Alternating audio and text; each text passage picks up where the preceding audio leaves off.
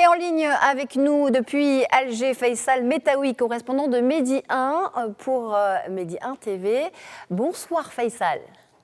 Bonsoir Nadia. Alors l'ex-premier ministre Ahmedou Yahya est incarcéré. L'information est tombée il y a moins d'une heure maintenant. Il était auditionné aujourd'hui par la Cour suprême. Quelles sont les informations dont vous disposez ? Effectivement, la Cour suprême, pourquoi? Parce qu'en Algérie, le Premier ministre, les ministres, et les wali et les magistrats sont soumis à un système qui s'appelle le privilège de juridiction, c'est-à-dire que le dossier doit passer par la Cour suprême avant de passer à la Cour ordinaire. Le dossier ouvert par la Cour suprême depuis au moins un mois concerne en fait un seul dossier pour l'instant, c'est celui de l'homme d'affaires Ali Haddad, incarcéré déjà depuis le 20 mars, qui concerne donc l'obtention de privilèges, l'obtention de crédits bancaires, de fonciers industriels, de fonciers agricoles. Et Ahmed Yahya est accusé justement par la justice d'avoir facilité ces transactions sans respecter le code de marché public et sans respecter la législation en vigueur.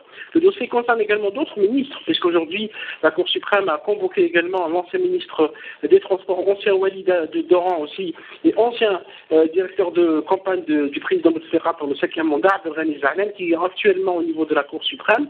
Et on nous annonce que d'autres ministres vont passer ce soir et demain. Il y a au moins 8 ministres dont Boujamaa Tallaï, qui est aussi un ancien ministre des Transports. La justice vient de demander de lever l'immunité parlementaire pour lui, et aussi une autre demande de levée parlementaire pour un autre ministre des Transports et des Travaux publics, parce que c'est un secteur qui a été marqué par les affaires de corruption par le passé. C'est Ammar Oud, qui, donc, la justice a demandé la levée de l'immunité parlementaire parce qu'il est membre du Conseil de la Nation, et la justice va ouvrir un nouveau dossier sur l'affaire ou le scandale de l'autoroute Est-Ouest, un gros scandale en Algérie. Faisal, on apprend par ailleurs qu'une date a finalement été trouvée pour une sortie de crise concernant la conférence nationale de la société civile.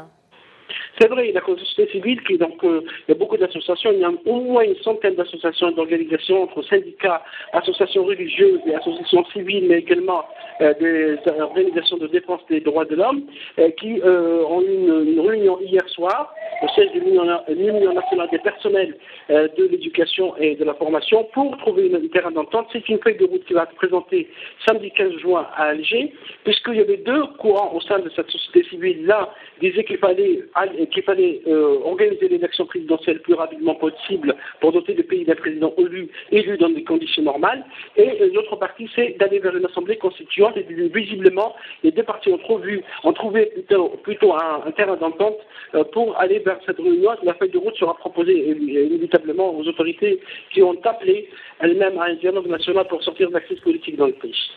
Faisal Metaoui, correspondant de Medi 1 en Algérie, merci pour toutes ces précisions. Je rappelle que vous étiez en direct avec nous depuis Alger.